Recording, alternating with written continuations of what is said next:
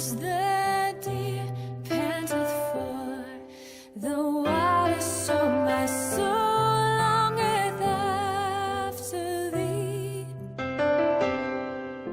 You alone are my heart's desire, and I long to worship thee. To the discipleship cruise, God bless you. Let us pray together.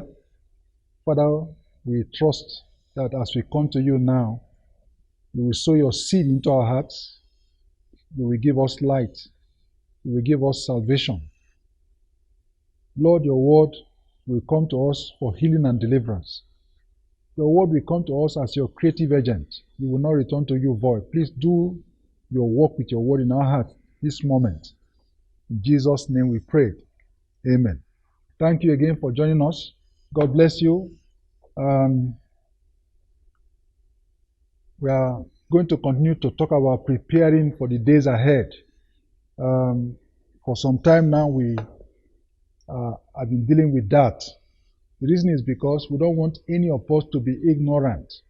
One of the great advantages we have as children of God is that we know things ahead of time. By the prophetic word, we know what is going to happen. When COVID came, I told my friends, I said, this is not for evil. This can be for good. We can turn our adversity to advantage. It could be a good moment. And I kept telling them, I said, whatever you can get now, get it. Because COVID will not be the climax. COVID will be a precursor to something great that is going to happen. And after some time, many governments began to open up, to ease the lockdown. And I knew that no government can afford to lock down everything forever, because it's not possible. Despite the fact that COVID is not over, and the consequences are going to stay with us for quite some time, there's easing up. People are going to be returning to their businesses and so on and so forth. And like I kept telling you, it will not be the same again. And this is just the beginning of sorrows. Because the climatic event of the moment is that Christ will return. And as I looked at the signs that Jesus gave us that are going to lead to his return, and I kept warning us, don't take anything for granted. God does not want you to be ignorant like the Gentiles who are in the dark. We are not in the dark.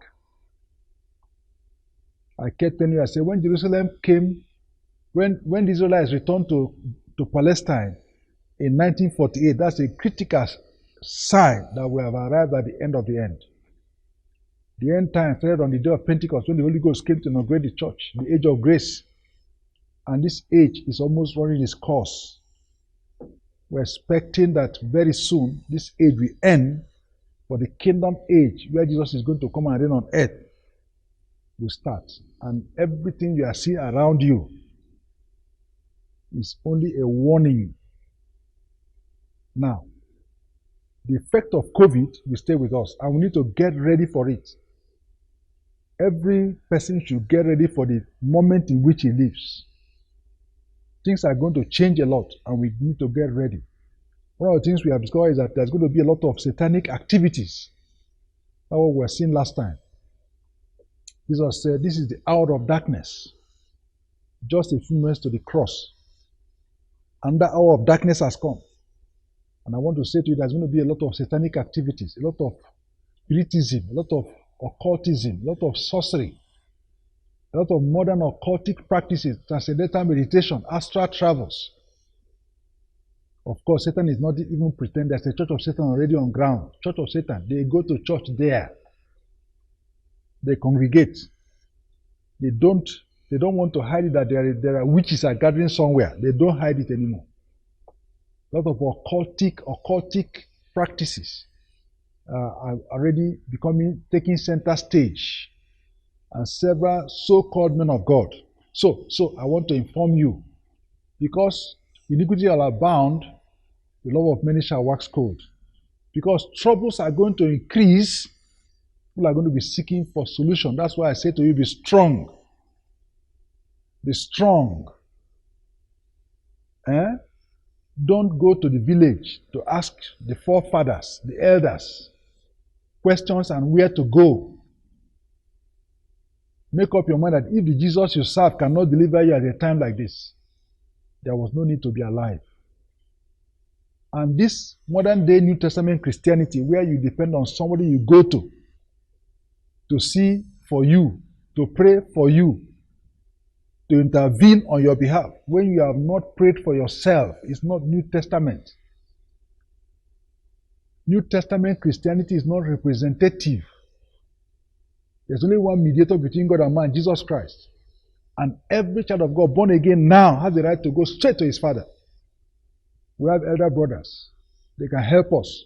But they must not replace us. We must not hang on their own faith. Pastor, pray for me. This one, pray for me. Every time you are beginning to hang on somebody else's faith, that means you are not growing. In the coming days, I'm seeing three categories of people. I want to choose which one of them you are going to belong to. Exodus chapter 32. And I'm going to ask you to be strong today. Be strong. I desire from the depth of my heart that you will succeed. I desire that you are going to become one of the people that people are going to be flocking to them at this time, because darkness will cover the land. The hour of darkness has come. The Bible says, because darkness will cover the land, people are going to come to the brightness of your rising. Say, arise and shine. This is the time that we will know those who are boys and those who are men. In Exodus chapter 32, I want to just show you something that Moses said there. And I will go to the book of Ephesians and end up this morning. Please, you must not be consumed by the rage of the enemy. There is somebody who is sworn that you will never make it. Tell him that he's a liar. You will make it. There's somebody that is against you. It's not God that's against you. Let me say to you what God said. He said, my thoughts for you are for good, not for evil. I want to bring you to an expected end. It's not God who is against you. Don't let the devil confuse you and deceive you and say God is your trouble. No. No, God has never been your trouble. God is good. Every good and perfect gift comes down from above. God can permit Satan.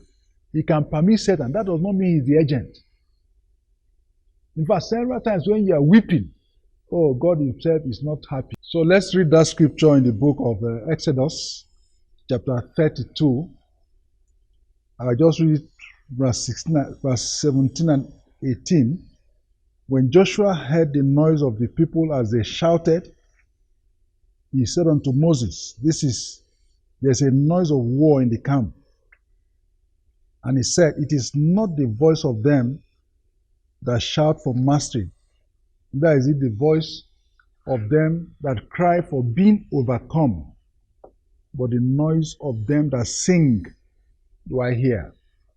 You see the scenario, Moses and Joshua were coming down from the mountain. They had not seen the camp yet. And they were hearing some noises, but they had not seen the scenario. And the younger man, Joshua, the disciple of Moses, he said to Moses, these people I can hear the noise of the people as they are shouting. It's a noise of war. When Joshua had the noise of the people as they shouted, he said unto Moses, he told Moses, there's a noise of war in the camp. And the elder man, the more discerning person, is told him, and that's what I want you to take note. It is not the voice of them that shout for mastery. That's the first category. There are several people in the world who are shouting for mastery. See, when you are in battle and you're on top of your enemy, you shout for mastery. You are mastering your enemy. And I want you to belong to that category. There's another category that cry for being overcome. They are under. And they are crying because they are being overcome. They are being defeated. And that's where I see many of my brethren, defeated people, always crying, Pastor, help me. This one, help me. I don't know what to do again. Always sounding frustrated, never shouting for mastery. Crying for defeat like babies all the time because they will not grow up. But God is going to change you from under to on top. There's a third group of noisemakers, but the noise of them that sing do I hear. So there are those that are shouting for mastery, those are crying for being overcome, and those who are making noise, the noisemakers. And you may be thinking that this praise worship, this noise is a noise unto the Lord. No. It's a noise of fornicators, a noise of revelers, a noise of men and women who have lost control. They are no longer sober. The enemy has put them aside. So, which category do you belong? In the coming days, you need to be equipped and prepare yourself for the battles ahead of us. You need to be resolute and committed to one master. Him shall you hear, said Moses. Are you going to be crying for being a defeated man? God forbid. Are you going to be making noise because you are living in revelry and immorality and just a noisemaker, watching pornography and watching all kinds of entertainment that they don't increase your spiritual life? Is that where you belong to? Making noise in the social media as if there's something serious happening there. I'd like you to make up your mind to belong to these few men who are going to become overcomers. Now, in the book of Ephesians, as Paul was going to end that letter to the Ephesians, very popular place, I just take it up again with you. It's going to become relevant as the age draws to a close. It's going to become much more relevant as economies begin to crumble more and more. It's going to become more relevant as people become much more fearful of death than before. Yes, much more fearful. Men will run away when at the sound of leaves. The Bible said the wicked run when no man pursues him. People are already afraid. They run when a small leaf. It amazes me the kind of fear I see gripping several people. Just saw a black cat around your house or hear an owl fly across your roof at night. You say demons have come. People are so intimidated as if to say Satan is that powerful that he can intimidate Jesus. No. He uses ignorance. Get up your loins. He's not that powerful. He's a created being. He has limitations. We cannot say he's powerless because God has given him power. But it's under the feet of Jesus already and under your feet if you are in Christ. The seed of the woman will bruise the head of the serpent. That's the prophecy in Genesis. If you belong to the seed of the woman, then you are already a victor. You can't be vanquished. I'd like to encourage you. If you don't know the word of God, you will keep running away for no reason. And Satan will keep laughing at you. The Bible says, no weapon of war that is formed against you shall prosper. Affliction will never rise upon you a second time. The enemy will come against you one direction and flee in 7 different directions. Stand your ground. Resist him. Don't allow him to scatter what God is doing in your life. Ephesians chapter 6. I just read that place and I will like to beg you. You can never be a casualty in the coming days. We need standing men who are going to stand for the Lord, not compromisers. Not men who are crying for defeat because they are under the enemy, but men who are shouting for mastery because they are masters. Ephesians 6:10 and say, finally, my brethren, be strong in the Lord and the power of his might. These are concluding exhortations that the apostle gave to the Ephesians by the Holy Ghost. He said, finally, on top of every instruction I have given you, be strong in the Lord. Not in your own self. The arm of flesh will fail. Your resources cannot deal with satanic problems. Satan is a spirit. He can enter into bodies, animals, human beings, and work wicked works. You can't contest with him, because unless you are strong in the Lord. The only one he fears is the Lord, and in the power of his might. That's where to depend. Put on the whole armor of God, that you may be able to stand against the wiles of the devil. Don't go to war. There's a war going to be very prominent in the coming days, much more than ever before. It requires for you to put on the whole armor. Armor is what they use to defend yourself. Your helmet, your breastplate, your girdle, your boots, your shield. I will not be able to discuss that with you, but you must not be lazy. Put them on. If you don't put them on, you don't have a chance. The enemy has arrows, fiery darts. Twing! It will burn down your life. The arrow that flies by day, the pestilence that stalks by night. The enemy is an expert warrior, but is already a defeated foe. Put on the whole armor, that you may be able to stand against the wiles, against his strategies. Wiles means his tricks.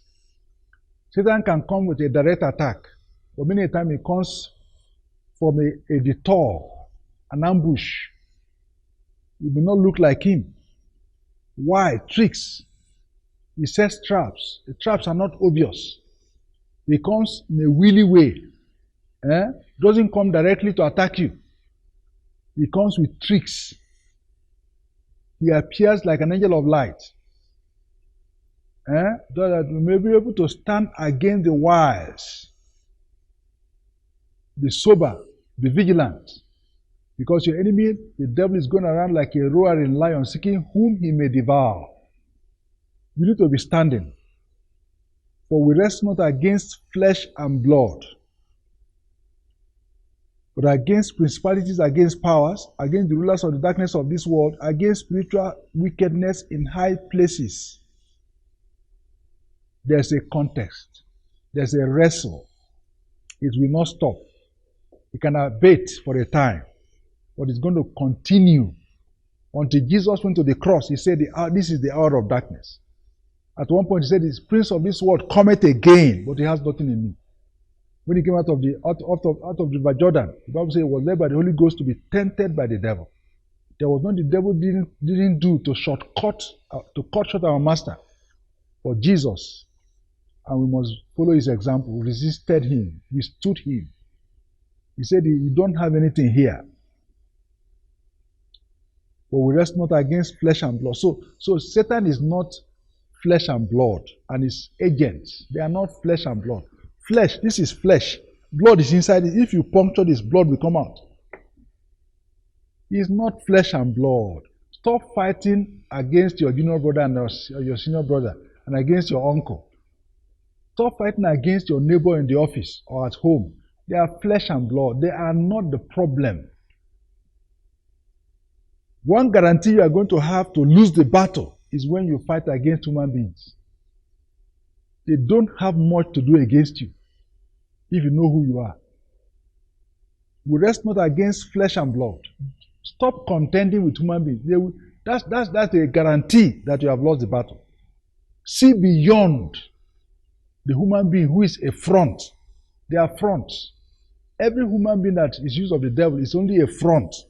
The master is behind. Sometimes you see a woman wants to fight you in the place where you live. He sends his son to go and pour sand into your soup. It's not that boy who pours sand that is the person that is your enemy. He's only an agent. It's when you hold that boy and say, why? Then the mother comes and says, you are beating my son. That's the devil. He has agents. He has fronts. The Bible says, for we wrestle not against flesh and blood, but against principalities, against powers, against rulers of the darkness of this world, against spiritual wickedness in high places. And they act in several manners and ways. Excuse. Take note. There's an hierarchy. Principalities, powers, rulers, and I can't explain that. And spiritual wickedness in high places, doing all kinds of evil for the evil one. When you go to a native doctor and you go to a diviner and they are throwing things on the ground and trying to tell you, or they read your palm, or they do all kinds of incantations for you, friend, you are yoking yourself to the enemy. You are siding with the enemy. You are putting yourself under the enemy. You are going to cry for defeat. And all the prophets and all the wise men and all the counselors that tell you that somebody is against you, no, they are making a mistake. Nobody can be against you. If God is for you, who can be against you? It is the enemy. And you need to put on the whole armor of God. You say, wherefore take unto you the whole armor of God. There's an armor of God, there's a weapon of war. Everything, you must kit yourself. Get yourself ready. Don't be afraid. Don't fear what they call fear. Don't call confederacy what they call confederacy. Fear the Lord. And fear Him alone. Once you fear the Lord, the enemy does not have a chance to stand against you. He may oppose you, but you will fall for your sake. And God will soon crush him under your feet. Let me assure you, the enemy cannot hold it against a proper child of God. Wherefore, take unto you the whole armor of God. I wish you can study that, but we don't have the privilege at this time. But protect your head. Protect your eyes. That's what they call, during this COVID, what they call PPE, personal protective equipment. When I see people wearing it, I normally laugh. But you have to go and, before you confront a COVID patient, and you don't have those, there's a goggle, there's a helmet, there's all kinds of things that those frontline health workers, battle contenders, because they are contending against a Mr. COVID, they have to protect themselves before they take a syringe to go and puncture it. My friend, there are armor, there are weapons. The armor is protective, the weapon is offensive. You need to kit yourself. There's a war and you must prosecute it. You can't shy away from it because the day of battle, Jesus said, this day of darkness, this is time to pray. This is time to throw every arsenal at your disposal. This is the time to plead the blood. This is the time to pray downwards and take authority. These are the days, said they overcame by the blood of the Lamb and the word of their testimony. They were not docile. They were not passive. The kingdom of heaven suffered violence. Only the violent. And what I'm trying to say to you is, wherefore take on the whole armor of God that you may be able to withstand in the evil day. And having done all, do all to stand. To withstand and to stand. To withstand and to keep standing. There is no armor that covers your back. In spiritual warfare, you don't turn your back and run. You're a defeated man. You must withstand and do all to stand. A fallen Christian is a useless man. He cannot fight the Lord's battle. He cannot bear arms. He cannot lift up the royal banner. The kingdom will suffer loss in your hand. Stand up, you soldier of the cross. This is not a time to be a beggar. Satan does not listen to plea. He doesn't compromise. The only language he understands is force. So as I pray with you again, and let me warn you, don't say I talk too much about sin. Sin is an ally of the devil. Once he sees a sinner man, he knows that this man is cheap. It's true evil. Live a righteous life. Fear God. Kit yourself. Be ready at all times. And at the end of the day, the Bible says, those that overcome, they will sit with me in my throne. God will bless you and help you. Please, please, and please, get the word of God. It is the weapon that is most effective. It's the sword of the Spirit. Don't joke with it. It's both offensive, it's also defensive. Shall I pray with you? Father, I thank you this morning, this night, for your children. I praise you because you have kitted them. You have given them strength in the inner man. You have covered them in the blood of Jesus. Lord, you mean to bring them to an expected end. You have put them under your shadow as a chicken covers his, as a hen covers his chicken under his brood. They are under your shadow. Father, you have covered them with a cloud. They are a tabernacle against the heat and against the storm. Thank you because you have made provision for us that when the enemy comes against us like a flood, you raise a standard against the enemy. I want to beg you concerning your children that they will not become a prey to the enemy at a time like this. Open their eyes and let them be able to be taught how to war and to use the weapons of warfare skillfully. Lord, give us victory. Cause that they will be among those that will stay on top and be shouting for mastery. Blessed be your name. Thank you because you yourself, you overcame when you were here. And as we follow you, make us overcomers. We glorify your name. Give us testimonies and cause us to share so that we shall be encouraged. In Jesus' name we prayed. Amen.